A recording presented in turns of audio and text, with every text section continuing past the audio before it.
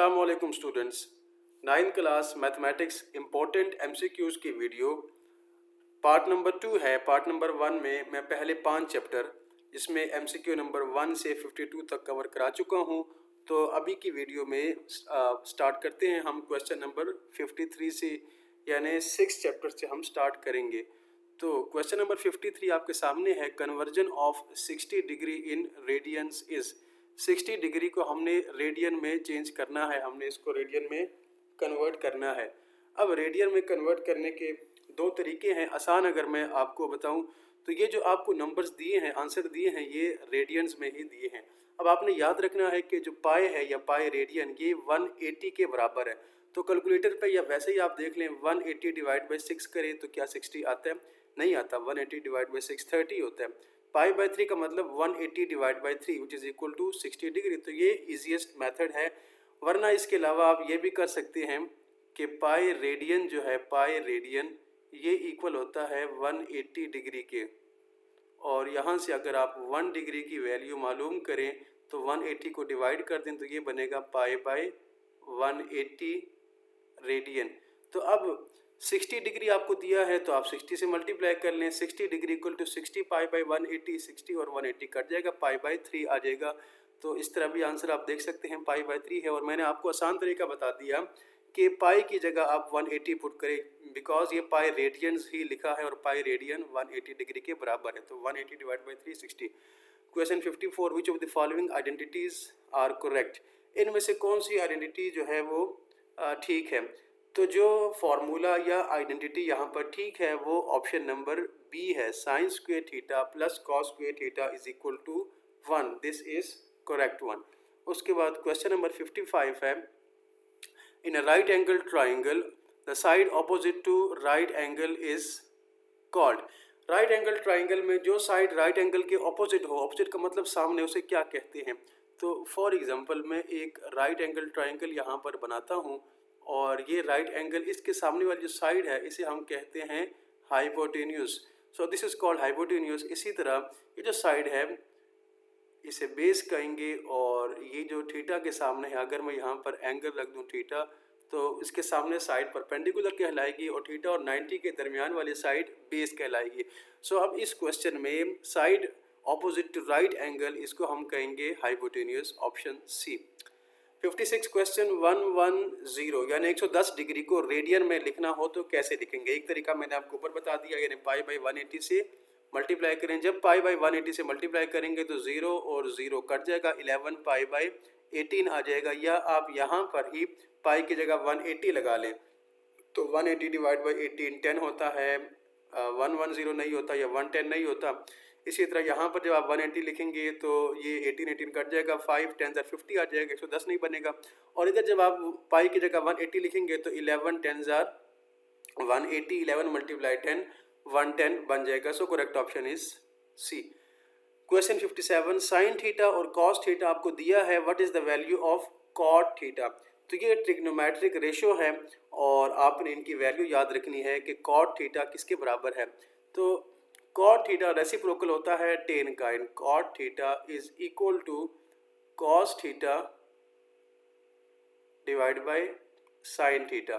तो अगर आप देखें कॉस थीटा की वैल्यू क्या है, यहाँ पर कॉस थीटा 2/5 है, तो मैं ऊपर 2/5 पुट कर रहा हूँ, जबकि साइन थीटा की वैल्यू यहाँ पर 3/5 है। जब हम ये वैल्यूज पुट करेंगे और ये 5 कट जाएगा तो हमारे पास आंसर आ जाएगा 2 डिवाइड बाई 3। ऑप्शन ए यहाँ पर करेक्ट ऑप्शन है।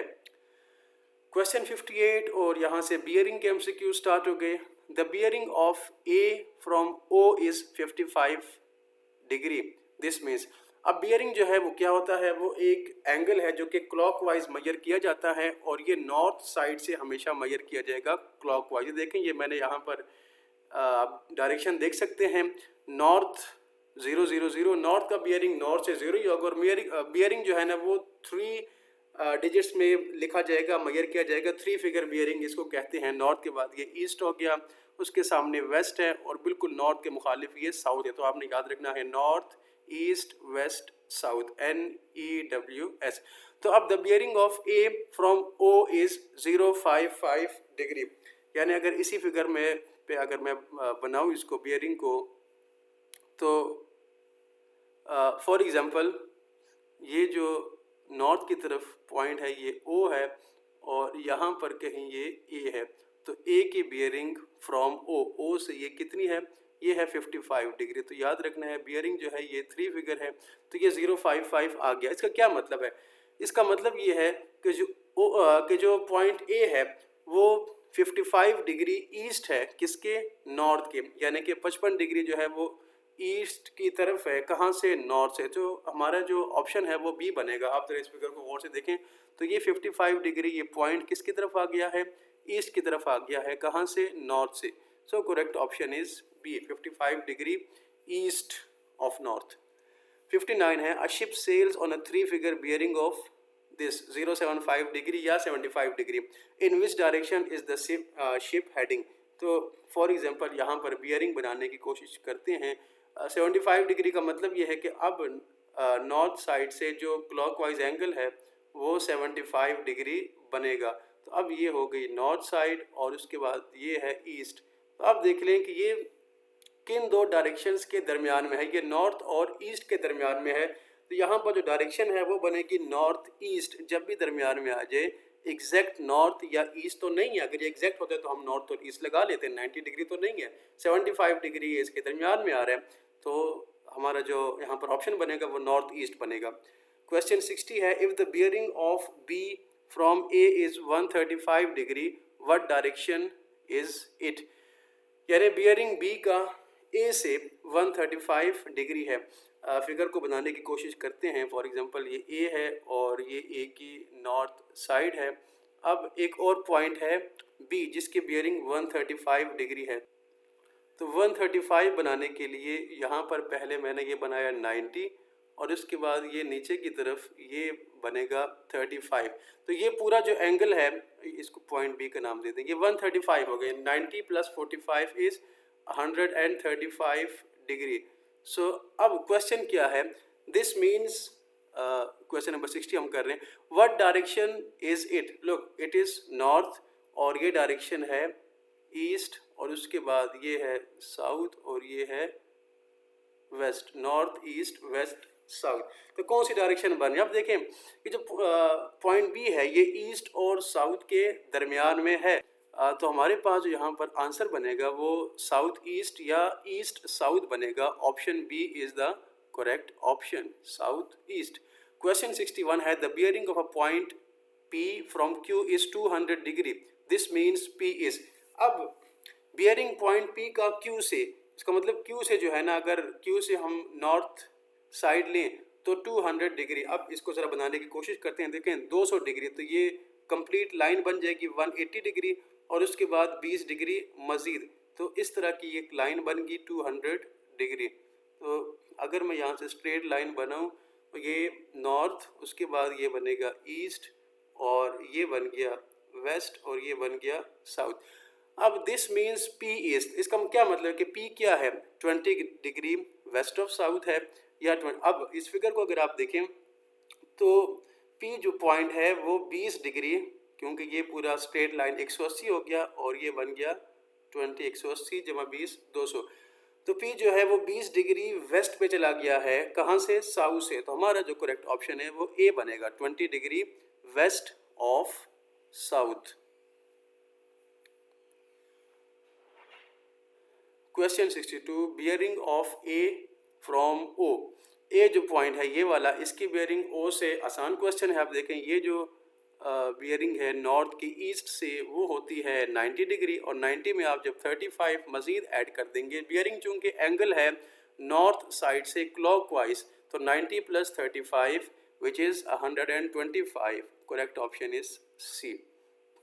Question 63, a triangle with sides 3, 4 and 5 centimetre is.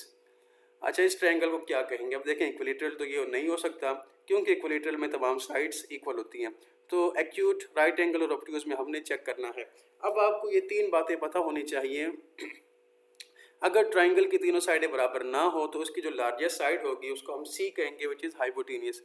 अगर सी स्क्वेयर इक्वल आ जाए ए स्क्वेयर, बाकी दोनों साइड्स में जिस मर्जी को ए कहें जिसको बी कहें वो आपकी अपनी मर्जी है, तो ये ट्राइंगल होगी राइट एंगल ट्राइंगल, ये आपने याद रखना है। और अगर सी स्क्वेयर लेस आ जाए ए स्क्वेयर प्लस बी स्क्वेयर के, या ए स्क्वेयर प्लस बी स्क्वेयर बड़ा हो जाए सी स्क्वेयर से, तो ये ट्राइंगल बनेगी एक्यूट, यानी इसके तमाम एंगल्स लेस देन 90 होंगे। और अगर अकेला सी ही इतना पावरफुल हो जाए कि ये बाकी दोनों के स्क्वेयर से भी बड़ा हो जाए, तो ये ट्राइंगल बनेगी obtuse, means one angle is greater than 90 which is called C angle. तो अब यहाँ पर अगर मैं सी कौन सी साइड है सबसे बड़ी, विच इज़ 5 का स्क्वायर लें 25 होता है, और 3 का स्क्वायर लें 9 होता है, 4 का स्क्वायर लें 16 होता है, दोनों बराबर आ गए, 25 इक्वल टू 25, पहली कैटेगरी सेटिस्फाई हो गई, c square equal to a square plus b square. तो this is right angled triangle. ये तीन चीज़ें आपने याद रखनी है। क्वेश्चन 64 में है, in right angle triangle A B C with right angle at B, A B 5 है, बी सी 9 है, द एंगल सी इज। अच्छा, अब यहाँ पर एंगल सी को कैसे मेजर किया जाए? देखें, एक तो तरीका है कि ट्राइंगल के तीनों एंगल्स का सम 180 डिग्री होता है, मगर उसके लिए आपको दो एंगल्स दिए होने चाहिए। यहाँ पर हमें सिर्फ एक एंगल 90 डिग्री गिवन है, तो हम क्या इस्तेमाल करें? हम यहाँ पर इस्तेमाल करेंगे ट्रिग्नोमेट्रिक रेशो। अब ट्रिग्नोमेट्रिक रेशो कैसे इस्तेमाल की जाएगी, ज़रा आप इस फिगर को देखें। तो इस फिगर में ये जो एंगल सी हमें मालूम करना है थीटा, इसके सामने वाली साइड जो है वो परपेंडिकुलर होगी। ये आपने याद रखना है कि हाइपोटेनस वो हमेशा 90 के सामने होती है, मगर परपेंडिकुलर गिवन एंगल जो है उसके सामने होगी। सो परपेंडिकुलर को मैं पी का नाम देता हूँ, वो 5 है, और 90 और इस एंगल के दरमियान वाली साइड जो उसको जोड़ रही है वो बेस कहलाएगी, बी इज़ 9। अब सी कैसे मालूम करें? कौन सी ट्रिग्नोमेट्रिक रेशियो है जो परपेंडिकुलर और बेस की रेशियो से बनी है? तो साइन थीटा इक्वल होता है परपेंडिकुलर बाय हाइपोटेनियस, वो तो नहीं है। Cos theta base by hypotenuse है, वो भी इस्तेमाल नहीं करेंगे। यहाँ पर हम यूज़ करेंगे टेन थीटा को। तो अब देखिए टेन थीटा किसके बराबर है? Perpendicular divide by base. Perpendicular is 5, base is 9, और थीटा बनेगा टेन इनवर्स ऑफ 5/9। जब आप टेन इनवर्स ऑफ 5/9 कैलकुलेटर पे चेक करेंगे तो इसका आंसर क्या आएगा? इसका आंसर मैं भी देख लेता हूँ कैलकुलेटर पे चेक करके। तो जब इसका आंसर कैलकुलेटर पे हमने चेक किया तो मेरे पास जवाब आएगा 29.1 डिग्री, एग्जैक्ट 29.05 आया, मगर वो ऑप्शन यहाँ पर मौजूद नहीं है। आप खुद भी इसको वेरीफाई कर सकते हैं। क्वेश्चन नंबर 65 है, what is the value of x in the given figure. इस फिगर में x की वैल्यू क्या होगी? अब आप इस फिगर को अगर देखें तो एंगल 35 डिग्री के सामने वाली साइड 5 सेंटीमीटर है, और x जो है वो हाइपोटेनियस है जो कि 90 डिग्री के सामने है। तो अब कैसे मालूम किया जाए? सेम मेथड है कि आप यहाँ पर भी कोई ना कोई ट्रिग्नोमेट्रिक रेशो इस्तेमाल करेंगे। कौन सी रेशो इस्तेमाल करें? अब 35 डिग्री के सामने वाली साइड 5 जो है वो परपेंडिकुलर कहलाएगी, परपेंडिकुलर 5 है, पहले हमें ये लिखना पड़ेगा, जबकि हाइपोटेनियस h वो x से मालूम करेंगे। तो साइन इस्तेमाल करें, बिल्कुल, साइन 35 इक्वल होता है perpendicular divide by hypotenuse 5 divide bye x, और यहाँ से आप लिख सकते हैं कि x equal to 5 divide by sine 35। जब आप इसको सिंपलीफाई करेंगे कैलकुलेटर के ऊपर तो आपके पास जवाब आ जाएगा 8.7 centimetre. Correct option is D. Question 66 है, mid point of the points this and this, दो पॉइंट्स का मिड पॉइंट। अब मिड पॉइंट फार्मूला तो आपको आता होगा कि मिड पॉइंट के लिए हम क्या करते हैं, x की वैल्यूज का मिडल लेते हैं, x1 plus x2 divide by 2, और comma y1 plus y2 divide by 2। तो सिंपली आप देखें x की values -1 plus 2, 2 minus 1 1, 1 divide by 2 0.5 पहली वैल्यू आ जाएगी, जबकि y की वैल्यूज का मीन लें 0 plus 2 2, 2 divide by 2 1। So correct option यहाँ पर डी बनेगा। डिस्टेंस के लिए फार्मूला इस्तेमाल करेंगे जो मैं यहाँ पर लिख देता हूँ, square root x2 minus x1 whole square plus y2 minus y1 whole square. अच्छा, 4 माइनस -1, जब माइनस से मल्टीप्लाई करेंगे प्लस हो जाएगा, और 4 प्लस 1 5 बनेगा, 5 का स्क्वायर बनेगा 25। तो ये पहला मैंने x2 माइनस x1 निकाल लिया, और 15 माइनस 3 करें तो 12 बनेगा, 12 का स्क्वायर बनेगा 144, और इन दोनों को जब ऐड करेंगे स्क्वायर रूट के अंदर 169 आ जाएगा, और स्क्वायर रूट ऑफ 169 होता है 13 के बराबर। सो इन दोनों के दरमियान डिस्टेंस आ जाएगा 13। क्वेश्चन 66 है, slope of a line passing through these two points, यानी ये दो पॉइंट्स है, इनसे जो बनने वाली लाइन है उसका स्लोप क्या होगा। बहुत आसान है, slope y2 minus y1 divide by x2 minus x1 के बराबर है। 11 माइनस 5 करें 6 आएगा, 9 माइनस 3 करें 6 आएगा, 6 डिवाइड बाई 6 1। यहाँ पर 1 नहीं है तो सिंपल 6 डिवाइड बाई 6 है, यही इसका करेक्ट ऑप्शन है। 69 slope of a line passing through 2 point this and this. तो एक लाइन जो इन दोनों पॉइंट से पास हो रही है उसका स्लोप क्या होगा। Same formula y2 minus y1 minus 8 minus 0 minus 8 हो जाएगा, और उसके बाद 0 माइनस 4 माइनस 4 हो जाएगा, minus minus cancel, 4 2 8। Correct option यहाँ पर सी है 2। क्वेश्चन 70 है the slope of a vertical line is. Vertical line कौन सी होती है, ये बिल्कुल स्ट्रेट लाइन, इसका स्लोप क्या होगा। अब इसका जो स्लोप है वो अनडिफाइंड है। अनडिफाइंड स्लोप के फार्मूले से भी आप इसको देख सकते हैं, या फिर स्लोप का दूसरा फार्मूला होता है m equal to tan theta. तो थीटा क्या है, थीटा जो है इंक्लिनेशन है या एक्स एक्सिस के साथ एंगल है इस लाइन का। अब इस लाइन का, वर्टिकल लाइन का एक्स एक्सिस के साथ एंगल 90 बनता है, और टेन 90 अनडिफाइंड होता है, तो इस लाइन का स्लोप अनडिफाइंड है। इसी तरह क्वेश्चन 71 है the slope of a horizontal line. Horizontal line क्या होती है, ये इस तरह की लाइन जो बिल्कुल ज़मीन के साथ जुड़ी हुई हो, जो एक्स एक्सिस जिसको आप कह सकते हैं, वो एक हॉरिजॉन्टल लाइन है। तो उसका स्लोप क्या होता है, उसका स्लोप 0 होता है, क्योंकि स्लोप जो है वो चेंज है, change in Y over change in X. और अब उसमें चेंज इन वाई आ ही नहीं रहा, यानी कि वो लाइन तो ज़मीन से ऊपर की तरफ जा ही नहीं रही। स्लोप तब आएगा जब लाइन में स्टीपनेस होगी, जब वो वाई एक्सिस में ऊपर की तरफ ट्रैवल करेगी, मगर चूंकि वो ट्रैवल कर ही नहीं रही वाई डायरेक्शन में, तो उसका स्लोप बनेगा 0। सो slope of horizontal line is 0, याद रखना है। जबकि स्लोप वर्टिकल लाइन का मैक्सिमम होता है या अनडिफाइंड होता है। उसके बाद slope of line this and this is 3, what is y, यानी इन दो पॉइंट से जो बनने वाली लाइन है उसका स्लोप 3 है, तो y क्या होगा। तो हम जरा स्लोप मालूम करते हैं। स्लोप का फार्मूला y2 माइनस y1, यहाँ पर y2 y है, y minus 6 divide by 1 minus minus plus 1 plus 1 2 equal to 3, क्योंकि हमें दिया है कि स्लोप 3 के बराबर है। तो यहाँ से y की वैल्यू क्या होगी, देखें 2 3 जार 6 और 6 प्लस 6 करें तो y की वैल्यू बन जाएगी 12। तो अगर मैं y की जगह 12 रखूँ तो इन दो पॉइंट्स का स्लोप बनेगा, इन दो लाइंस का स्लोप बनेगा ये 3 बन जाएगा। So correct option is C 12, the value of y is 12। 73 question है the line 4x minus m y minus 2 equal to 0 passes through 2 3, what is m।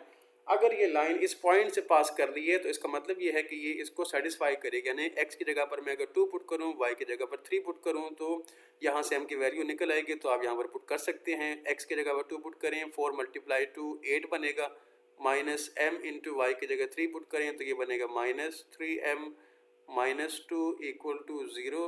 8 minus 2 बनेगा 6, 3m को राइट साइड पे ले जाएं, 6 इक्वल टू 3m, 3 को divide कर दें, 6 divide by 3, तो m की वैल्यू, स्लोप की वैल्यू आ गई 2। Correct option is D. Next question है क्वेश्चन नंबर 74। क्वेश्चन नंबर 74 को देखें। At what angle do the given lines intersect. ये जो दो लाइनें हैं ये किस एंगल पे इंटरसेक्ट करती हैं। अब अगर आप इस गौर से इन लाइनों को देखें तो ये ऑलरेडी हमें y equal to m x plus c की फॉर्म दी हुई है, जिसे हम कहते हैं स्लोप इंटरसेप्ट फॉर्म। तो ये जो x का कोएफिशिएंट है 2/3, इसे हम स्लोप कहते हैं। तो दोनों लाइनों में स्लोप तो सेम है, 2/3 इधर भी है, 2/3 इधर भी है। जब स्लोप सेम हो, इक्वल हो, तो इसका मतलब ये है कि लाइन्स इंटरसेक्ट ही नहीं कर रही। लाइंस इंटरसेक्ट ही नहीं कर रही तो इसका मतलब ये है कि ये दोनों 0 डिग्री एंगल पर इंटरसेक्ट कर रही है, because they are not intersecting. तो इस तरह का कोई ऑप्शन तो नहीं है, मगर हाँ 0 डिग्री मौजूद है। तो किस एंगल के ऊपर दोनों इंटरसेक्ट कर रही हैं, 0 डिग्री के ऊपर। क्यों? क्योंकि इनका स्लोप बराबर है, लाइंस पैरेलल है, इंटरसेक्ट ही नहीं कर रही, तो इसलिए एंगल 0 डिग्री।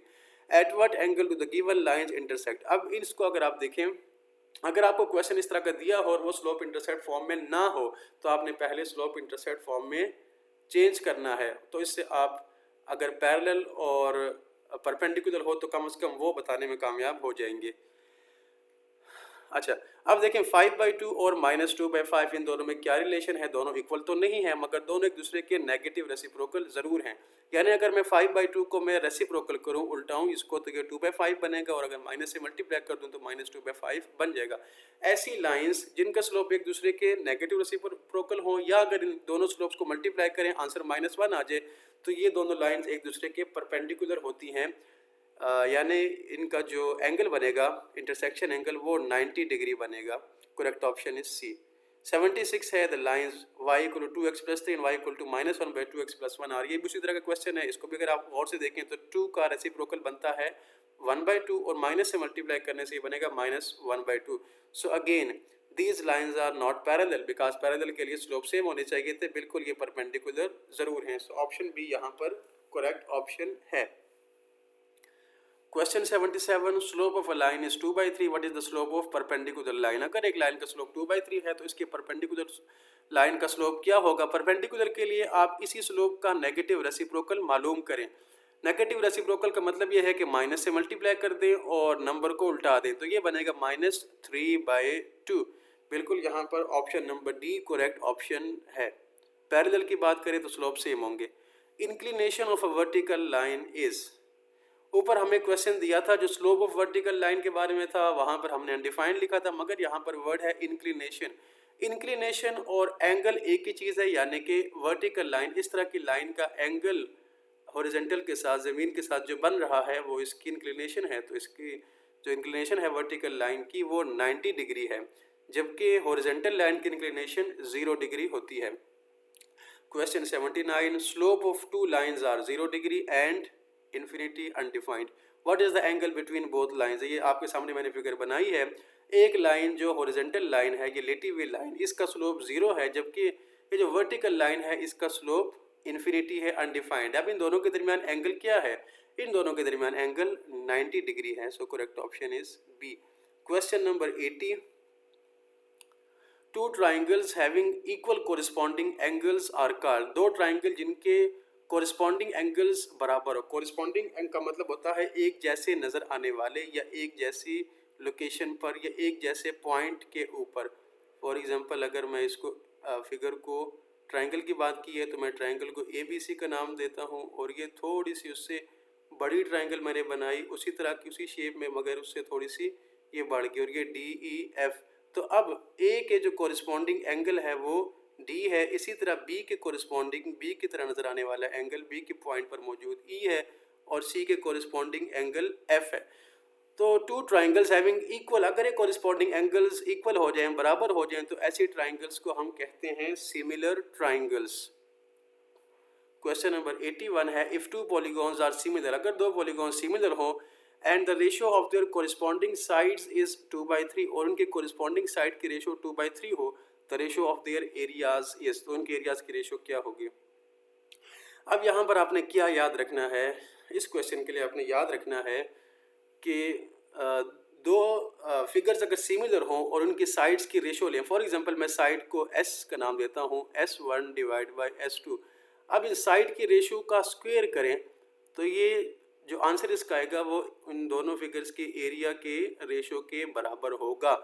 दोबारा मैं आपको बता दूं, अगर दो फिगर्स, दो पॉलीगॉन सिमिलर हैं तो उनकी साइड्स, जो कोरिस्पॉन्डिंग साइड है, उनकी रेशो का स्क्वायर वो इक्वल होता है एरिया के रेशो के, because area is equal to length multiply length. तो मैं जो यहाँ पर रेशो ले रहा हूँ जिसके ऊपर स्क्वायर है वो साइड है, वो लेंथ है, तो आपने ये चीज़ याद रखनी है, यानी कि एरिया का रेशो बराबर होगा साइड की रेशो के स्क्वायर के। अब मुझे क्या गिवन है? मुझे ratio of corresponding side given है, और मालूम क्या करना है? मालूम करना है रेशो ऑफ एरिया। तो एरिया के लिए सिंपल, जो भी आपको साइड की रेशो गिवन है उसका स्क्वायर ले लें, तो 2 का स्क्वायर 4, 3 का स्क्वायर 9, तो एरिया का रेशियो होगा 4:9, इन्हीं साइड्स का स्क्वायर ले लें। इसी तरह वॉल्यूम का भी क्वेश्चन आ सकता है कि आपको दो सिमिलर फिगर की साइड्स की रेशियो गिवन हो, वॉल्यूम की रेशियो मालूम करें, तो वॉल्यूम कैसे निकलेगा? वॉल्यूम की रेशियो इक्वल होती है साइड की रेशियो के क्यूब की। Question 82, if two similar triangles have corresponding sides in the ratio 1:3 and the smaller triangle has a side of length 4 centimeter, what is the length of the corresponding side in the larger triangle? यानी कि जो ratio है वो 1:3 3 है। अब ये smaller 1 है, larger 3 है, यानी कि छोटे को 3 से मल्टीप्लाई करें तो बड़ा आ जाएगा। अब छोटे की लेंथ, छोटे ट्राइंगल की लेंथ 4 है तो बड़े की क्या होगी, 4 मल्टीप्लाई 3 12, ईजी। तो यहाँ पर लार्जर जो ट्राइंगल की जो लेंथ होगी कोरिस्पॉन्डिंग वो 12 सेंटीमीटर होगी। क्वेश्चन नंबर 83 है value of x in given similar triangles is. x की हमने वैल्यू मालूम करनी है। अब दोनों ट्राइंगल सिमिलर हैं तो सिमिलर ट्राइंगल का क्या कंसेप्ट होता है, एक तो उनके कोरिस्पॉन्डिंग एंगल्स बराबर होते हैं, दूसरा इनके कोरिस्पॉन्डिंग साइड्स की रेशोज इक्वल होती है। तो अब देखिए हमने क्या किया, कोरिस्पॉन्डिंग साइड्स की रेशोज ली हैं। 9 डिवाइड बाई 3 बड़ी साइड, बड़ी ट्राइंगल की बेस डिवाइड बाई छोटे ट्राइंगल की बेस, ये इक्वल होगी जो ये परपेंडिकुलर है बड़े ट्राइंगल का 6 divide by x। Cross multiply करें, 9x इक्वल टू 3 6 18, 9 को डिवाइड कर दें, x इज इक्वल टू 2। तो अब ज़रा देख लें, इसका दूसरा तरीका भी है कि 3 को किस से मल्टीप्लाई करें, 9 बनता है, 3 को 3 से मल्टीप्लाई करें। अब 3 को यहाँ पर भी मल्टीप्लाई करना है, वो कौन सा नंबर है जिसको मैं 3 से मल्टीप्लाई करूँ 6 बनेगा, वो नंबर है 2। सो x इज 2। ज़्यादा बेहतर आपके लिए ये फार्मूला है जिस तरह मैंने यहाँ पर सॉल्व किया है। Question number 84, each interior angle of a regular octagon is equal to. हर इंटीरियर एंगल रेगुलर ऑक्टागोन का किसके बराबर होता है। अब ऑक्टागोन एक ऐसी शेप है जिसमें 8 साइड्स होती हैं और इंटीरियर एंगल हमने मालूम करना है किसके बराबर होगा। रेगुलर ऑक्टागोन से मुराद ये है कि इसकी हर साइड सेम होती है। अगर हम टोटल इंटीरियर एंगल्स मालूम करना चाहिए, सम ऑफ इंटीरियर एंगल्स, तो उसका फार्मूला होता है n-2 मल्टीप्लाई 180। अब बच्चों आपने याद रखना है कि हर रेगुलर पॉलीगॉन में कितनी ट्राइंगल्स बन सकती हैं, वो ट्राइंगल इतनी बन सकती हैं n-2।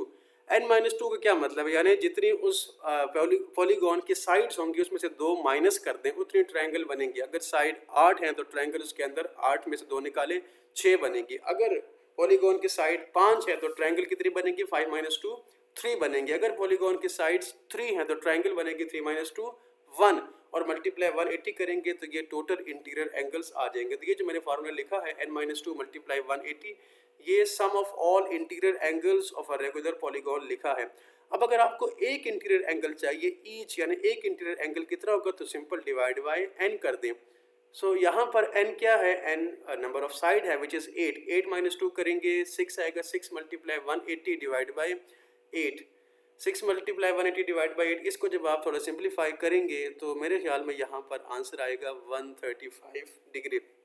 135 डिग्री इसका आंसर है। एक और तरीका भी है इसका, वो थोड़ा सा आसान, अगर आप ये याद रख लें तो ये भी ठीक आपको आना चाहिए। n-2 क्या है, वो number of triangles formed in any polygon multiply 180 करें, क्योंकि ट्राइंगल के तमाम एंगल्स का सम 180 होता है, और divide by number of side कर दें तो ईच इंटीरियर एंगल आ जाएगा। दूसरा तरीका, जो भी पॉलीगॉन होगा उसके तमाम एक्सटीरियर एंगल्स का सम 360 डिग्री होता है। रेगुलर पॉलीगॉन की बात कर रहा हूँ, ये आपने याद रखना है। तब हमें चाहिए ऑक्टागोन का इंटीरियर एंगल। इसके लिए मैं मालूम करता हूँ एक एक्सटीरियर एंगल ऑक्टागोन का, वो डिवाइड करूँगा 360 को नंबर ऑफ साइड से विच इज़ 8। अब 360 डिवाइड बाई 8 करें और आप मुझे बताएं क्या आता है। जब थोड़े सिंप्लीफाई करेंगे इसको तो ये बनेगा 45 डिग्री, यस। और इंटीरियर एंगल 180 - 45 डिग्री करेंगे और 180 - 45 करेंगे तो 135 ही आएगा, बिल्कुल। सो यहाँ पर करेक्ट ऑप्शन जो है वो सी है। दोनों तरीक़ों से आप इसको देख सकते हैं। क्वेश्चन नंबर 85, अगर किसी MCQ में कोई आपको समझ नहीं आता या कोई मसला है या कोई गलती है तो आप मुझे कमेंट में बता सकते हैं। Question number 85, the locus of points equidistant from 2 given points is. Locus क्या होता है, लोकस का मतलब होता है पाथ या रास्ता, या आपने याद रखना है कलेक्शन ऑफ पॉइंट्स भी इसको कहते हैं। यदि locus of points equidistant from 2 given points, क्या मतलब है, मतलब ये है कि 2 पॉइंट्स है। फॉर एग्जांपल मैं एक पॉइंट को A का नाम देता हूँ और दूसरे पॉइंट को B का नाम देता हूँ। अब वो रास्ता बताएं या उन पॉइंट्स, वो कौन से पॉइंट का कलेक्शन है जो कि A और B इन दोनों से बराबर फासले पे होंगे। आप क्वेश्चन यही कहते हैं locus of points equidistant from 2 given points. अब गिवन पॉइंट्स A और B हैं तो वो जो पॉइंट है वो ये वाले, हम ये पॉइंट कहाँ पर, इनका लोकस क्या बनेगा, इसको मिलाने से क्या बनेगा, ये जो पॉइंट्स बना रहा हूँ, ये स्ट्रेट लाइन, ये ए और बी का राइट बाइसेक्टर होगा या परपेंडिकुलर बाइसेक्टर। तो अब आपने याद रखना है कि ए बी का जब परपेंडिकुलर बाइसेक्टर लेंगे तो इस लाइन के ऊपर, फॉर एग्जांपल ये लाइन सी और डी, सी डी पर मौजूद हर पॉइंट वो ए और बी से दोनों साइड से बराबर होगा, ये आपने याद रखना है। So the locus of points equidistant from two given points, यानी दो गिवन पॉइंट से वो एक स्ट्रेट लाइन या वो पाथ जो कि बराबर फासले पर हो, वो लाइन वो क्या कहलाती है, वो परपेंडिकुलर बाइसेक्टर कहलाती है। यहाँ पर करेक्ट ऑप्शन सी है। इसी तरह ये भी आ सकता है कि the locus of point equidistance from a single point या इक्विडिस्टेंस फ्रॉम अ पॉइंट, तो वो बनेगा सर्कल, यानी कि वो तमाम पॉइंट जो एक ही पॉइंट से बराबर फासले पर हों वो बनाते हैं सर्कल। तो ये रेडिया, ये तमाम पॉइंट जो बाउंड्री पर हैं ये बराबर फासले पर हैं। क्वेश्चन 86 है the locus of points equidistance from two intersecting lines is, दो इंटरसेक्टिंग लाइंस हैं, वो कौन से पॉइंट्स होंगे जो कि इन दोनों से बराबर फासले पर होंगे। अब वो बनेगा ये वाला option B, angle bisector. Angle bisector जो है वो एक ऐसी लाइन है, ये मैंने फिर यहाँ पर ये कुछ ख़राब बना दी है, इसको मैं डिलीट कर देता हूँ और कोशिश करता हूँ कि मैं एक ऐसी लाइन लगाऊँ जो इनके दरमियान में हो। चलें, ये एक ऐसी लाइन है जो कि इनके दरमियान में। अब ये जो मैंने लाइन लगाई है ये एंगल बाइसेक्टर है। एंगल को बाइसेक्ट करिए, दो इक्वल पार्ट में डिवाइड करिए, इस वर्टेक्स से लेकर आगे जितना भी आप जाएंगे तो दोनों साइड पे एंगल बराबर होगा।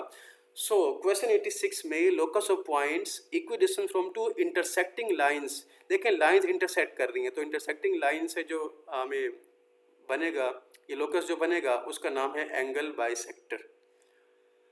Question number 87, if three lines meet at a point they are called, अगर दो लाइंस एक पॉइंट पे मीट करें वो इंटरसेक्टिंग है, और अगर तीन लाइंस एक पॉइंट पे मीट करें तो वो कंकरेंट है। कोलिनियर क्या होते हैं? कोलिनियर पॉइंट्स होते हैं जो कि स्ट्रेट लाइन पर लाई करें। Question 88, the three medians of any triangle are, तीनों मीडियन किसी भी ट्राइंगल के वो ट्राइंगल के अंदर कट करते हैं concurrent inside. Question 89, in how many equal area triangles do the three medians divide a triangle? तीन मीडियंस जो हैं वो ट्राइंगल को कितने इक्वल एरिया ट्राइंगल्स में डिवाइड करते हैं। अब मीडियन क्या होता है? मीडियन वर्टेक्स से स्टार्ट होती है लाइन और सामने वाले साइड को मिड पॉइंट पे कट करती है। अगर आप इन ट्राइंगल्स को देखें, छोटे छोटे ट्राइंगल जो हैं 1 2 3 4 5 6, अब मज़े की बात यहाँ पर ये है कि इन तीनों मीडियन ने इस बड़ी ट्राइंगल को 6 ट्राइंगल्स में कट किया। 6 में कट तो किया, मगर ये 6 के 6 तमाम ट्राइंगल्स का एरिया बराबर होगा। देखने में बेसिक ये मुख्तलिफ नज़र आ रही है मगर इनका एरिया इक्वल होता है। So in how many equal area triangles to the three medians divided triangle, the answer is 6, 6 triangles में डिवाइड करती है। The point where all altitudes of a triangle meet, वो पॉइंट जहाँ पर तमाम के तमाम एल्टीट्यूड्स मीट करें उसे क्या कहते हैं। अब बच्चों ये आपने याद रखना है कि एल्टीट्यूड्स जहाँ पर मीट करें, इसी तरह मीडियन जहाँ पर मीट करें, एंगल बाइसेक्टर और परपेंडिकुलर बाइसेक्टर, उनके नाम आपको याद रखने होंगे। सो एल्टीट्यूड जहाँ पर मीट करते हैं उसको हम कहते हैं orthocentre. Option number C आपने याद रखना है एल्टीट्यूड्स के मीटिंग पॉइंट के लिए। इसके अलावा इन सेंटर क्या है? इन सेंटर जो है वो एंगल बाइसेक्टर के मीटिंग पॉइंट को कहते हैं। सेंट्रॉइड किसको कहते हैं? सेंट्रॉइड मीडियन के जो मीटिंग पॉइंट होता है उसे कहते हैं, जबकि सर्कम सेंटर परपेंडिकुलर बाइसेक्टर या राइट बाइसेक्टर जहाँ पर मिलते हैं उस पॉइंट को सर्कम सेंटर कहा जाता है। The median of the given data, median के लिए सबसे पहले डाटा को अरेंज करना लाजमी है। अब यहाँ पर मैंने अपनी आसानी या आपकी आसानी के लिए डाटा को अरेंज करके लिखा, तो 3 वैल्यूज़ शुरू से छोड़ देता हूँ और 3 वैल्यूज़ आखिर से छोड़ देता हूँ, क्योंकि कोई क्वेश्चन तो है नहीं कि आप इतना इसको सॉल्व करेंगे। एमसीक्यू है, टाइम आपने बचाना है।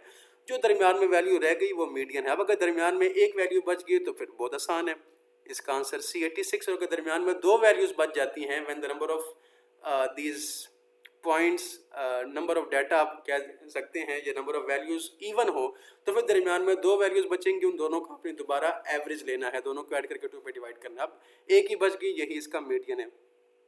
The mode of the data is, mode का मतलब होता है मोस्ट रिपीटिंग वैल्यू, तो कौन सी वैल्यू ज़्यादा दफ़ा आई है? यहाँ पर 3 आई है, ऑप्शन इज ए। अब आपने याद रखना है कि अगर डाटा के अंदर तमाम values same number of time आ रही हैं तो उसका मोड नहीं होगा, जो भी वैल्यू ज़्यादा दफ़ा आ रही है वो मोड होगा। ऐसा भी हो सकता है कि डाटा के अंदर तमाम values same number of times आ रही हो मगर एक वैल्यू है जो कम आ रही हो। मैं थोड़ा आपको बताता हूँ। For example 2 2 3 3 4 4 5। अब इस डाटा का हमें बताना है मोड। तो देखें 2 3 4 ये तीनों वैल्यूज दो दो दफ़ा आ रही है मगर 5 एक दफ़ा आ रही है। कहने का मतलब यह है कि 2 3 4 जो है वो बाकी 5 से ज़्यादा दफ़ा आ रही है, तो इसका मोड होगा 2 3 4। यहाँ पर 3 मोड्स हैं। क्वेश्चन 93 है the mean of this data. ये भी आसान है। मीन क्या होगा, तमाम को ऐड करें और जितनी नंबर ऑफ वैल्यूज उस पर डिवाइड करें। तो 12 प्लस 8 करें 20 प्लस 10 30 30 प्लस 10 40 40 डिवाइड बाई 5 करें, आंसर आ जाएगा 8। Yes, C is the correct option. Question number 94. A die was rolled 50 times and the number 4 appeared 15 times. Die के ऊपर जो 6 नंबर होते हैं 1 2 3 4 5 6, 50 दफ़ा जब रोल किया तो 4 15 दफ़ा आ गया। बाकी क्या है, बाकी उसे गर्ज नहीं किया मगर 4 जो है वो 15 टाइम्स आ गया। रिलेटिव फ्रीक्वेंसी रोलिंग ऑफ 4 की रिलेटिव फ्रीक्वेंसी क्या हो गया। रिलेटिव फ्रीक्वेंसी प्रोबेबिलिटी तकरीबन एक ही तरह की चीज़ है। क्या मतलब है, जितनी दफ़ा 4 आया डिवाइड बाय टोटल ट्रायल्स, तो number of times event appeared. Relative frequency का फार्मूला होता है number of times the event appeared. अब इवेंट यहाँ पर 4 है, 4 कितनी दफ़ा आया, 15 दफ़ा आया। और टोटल ट्रायल्स यहाँ पर कितने हैं, 50 हैं। 15 डिवाइड बाई 50।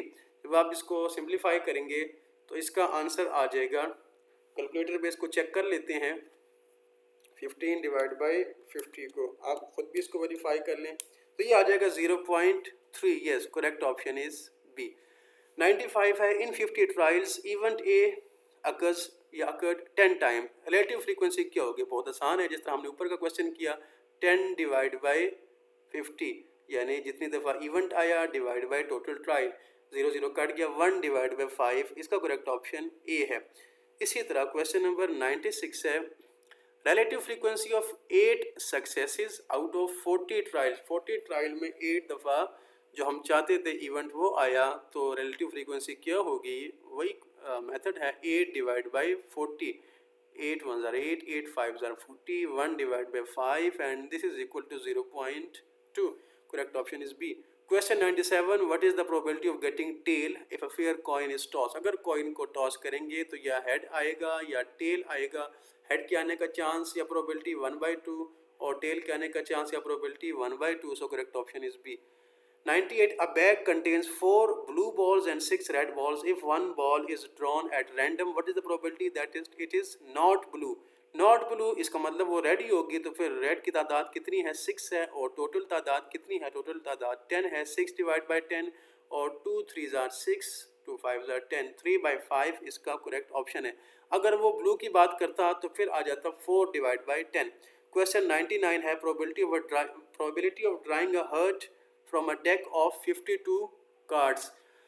यानी हर्ट अगर हम 52 कार्ड्स के डेक से अगर हम हर्ट निकालेंगे तो क्या प्रोबेबिलिटी होगी। अब इसके लिए थोड़ा सा आपको ये गेम आनी चाहिए, कार्ड वाली गेम है। थोड़ा सा मैं यहाँ पर इसको ड्रॉ कर लेता हूँ। टोटल जो कार्ड्स होते हैं वो होते हैं 52, जिसमें से 26 कार्ड्स होते हैं रेड और 26 कार्ड्स होते हैं ब्लैक। अब जो रेड कार्ड हैं उसमें क्या है, वो होते हैं डायमंड्स और हर्ट्स, जबकि जो ब्लैक कार्ड्स हैं वो हैं स्पेड्स और क्लब्स। 13 हर एक के कार्ड होते हैं, तो 13 ज़रब 4 करें 52 आ जाएगा। अब हर एक कार्ड की जो तरतीब होती है तो उसको ज़रा देख लेते हैं। तरतीब आगे पीछे भी, आप गूगल पे अगर आप सर्च करें तो वो मुख्तलिफ तरह की तरतीब आ जाती है। तो मैं यहाँ पर लिखने की कोशिश करता हूँ, तो वो बन जाएगा किंग, क्वीन, जैक, उसके बाद फिर एस भी यहाँ पर है। अब आपने तरतीब तो याद तो नहीं रखनी मगर सिर्फ यहाँ पर इसके नंबर याद रखने हैं 4 5 6 7 8 9। तो देखिए 9 और 4 ये करें 13, टोटल 13 कार्ड हर एक में मौजूद होते हैं। सो अब आपने ये चीज़ याद रखनी है कि probability of drawing a heart hearts कितने हैं टोटल, यहाँ पर 13 है, तो 13 डिवाइड बाई 52 इसका जवाब होगा। आप इसको सिंप्लीफाई करें, 13 डिवाइड बाई 52 को, 13 4 52 होता है, आंसर आ जाएगा ए 1/4। ये चीज़ आपने याद रखनी है जो मैंने यहाँ पर बनाई। हाँ, एक और चीज़ कि टोटल जो फेस कार्ड होते हैं वो 12 होते हैं। 3 फेस कार्ड यहाँ पर होते हैं, किंग, क्वीन और जैक के, उनके ऊपर फेसेस होती हैं, इसको पिक्चर कार्ड भी कहते हैं। तो 3 4 12, टोटल 12 फेस कार्ड या पिक्चर कार्ड होते हैं। 100 नंबर क्वेश्चन है, what is the probability of rolling an even number on a fair 6 sided die. Even number कितने होते हैं, जो सैंपल स्पेस है वो 1 2 3 4 5 6 है, जबकि even number 2 4 6, 3 divide by 6 and 3 divide by 6 means 1/2, half even है। Question 101, a card is drawn from a standard deck. Deck का मतलब डब्बा, box. What is the probability that it is a queen of diamond. Queen of diamond के आने की क्या probability है कि जो मैं कार्ड उठाऊं। आप जरा ऊपर देखें तो डायमंड्स टोटल 13 है, मगर डायमंड की क्वीन वो सिर्फ एक है, तो टोटल 1/52 इसकी प्रोबेबिलिटी बनेगी। Option B is the correct option. Question 102, if the probability of an event is 0.75, what is the probability of its complement. Complement का मतलब इवेंट का ना होना, तो इवेंट का ना होना, इसके कंप्लीमेंट की प्रोबेबिलिटी वो आएगी 1 - 0.75। 1 - 0.75 इज 0.25। 75% प्रोबेबिलिटी है कि इवेंट होगा, तो 25% प्रोबेबिलिटी है कि इवेंट नहीं होगा। A line that bisects a side into 2 equal parts and makes 90 degree angle is called. ऐसी लाइन को हम कहते हैं right bisector. Question 104, the probability of getting a in Islamabad is. अब ए की तादाद इस्लामाबाद में कितनी है, ए की तादाद है 3 और टोटल वैल्यूज यहाँ पर हैं 9। दोबारा देख लें, बिल्कुल 9 है, तो 3 डिवाइड बाई 9, इस तरह का कोई आंसर नहीं है, तो सिंप्लीफाई करें इसको, 3 डिवाइड बाई 9 को 1/3 आएगा। बच्चे यहाँ पर अक्सर कंफ्यूज हो जाते हैं और गलत लगा लेते हैं, तो देखें जब भी 3 डिवाइड बाई 9 यहाँ पर नहीं है, आप इसको कैंसिल करें, 3 1 3, 3 3 9, सिंप्लीफाइड आंसर मौजूद होगा। Question 105, the probability of choosing 3 in the digits. अब 3 कितनी दफ़ा है, 3 यहाँ पर आया है 4 टाइम्स, और टोटल वैल्यूज़ को गिन ले कितने हैं, 12, तो 4 डिवाइड बाई 12, 1 डिवाइड बाई 3 इसका करेक्ट ऑप्शन है। Right bisectors of a right triangle meet at mid point of. Right bisectors right triangle के मीट करते हैं मिड पॉइंट ऑफ हाइपोटेन्यूस। याद रखना है, चैप्टर नंबर 10 को पढ़ लें, उसके जो की फैक्ट्स हैं वो पढ़ लें, MCQs पढ़ लें। 107 नंबर क्वेश्चन और लास्ट क्वेश्चन है आज की वीडियो का और MCQs की वीडियो का भी। A fair die is rolled 6000 times, the expected number of 5 is. एक डाई को 6000 दफ़ा रोल किया गया या रोल किया जाए तो 5 के आने का एक्सपेक्टेड चांस क्या होगा। अब ये एक्सपेक्टेड प्रोबेबिलिटी का क्वेश्चन आ गया, और एक्सपेक्टेड प्रोबेबिलिटी होती है number of trials multiply by probability of the event. अब यहाँ पर जो नंबर ऑफ ट्रायल्स हैं वो है 6000, और प्रोबेबिलिटी ऑफ द इवेंट 5 के आने की प्रोबेबिलिटी क्या होती है। जब डाई को रोल करते हैं तो हर नंबर के आने की प्रोबेबिलिटी 1/6 होती है। जब इसको सिंप्लीफाई करें, 6 1 6, 1000 इसका जवाब आ जाएगा। सो कहने का मतलब ये यहाँ पर ऑप्शन सी करेक्ट ऑप्शन है। तो ये थे MCQs की वीडियो। और एक और बात कि मैं आपको तरीका बताऊंगा कि आप फेडरल बोर्ड के जो 2025 के होने वाले जो नई किताब के पेपर्स है वो कैसे डाउनलोड कर सकते हैं। जो फर्स्ट एनुअल के 2025 के पेपर्स हुए हैं या सेकंड एनुअल के, उनको डाउनलोड करने का तरीका बताऊंगा नेक्स्ट वीडियो में। आपने वो वीडियो भी लाजमी देखनी है, वो भी आपके फ़ायदे की वीडियो होगी। तो अगली वीडियो तक के लिए अल्लाह हाफिज़।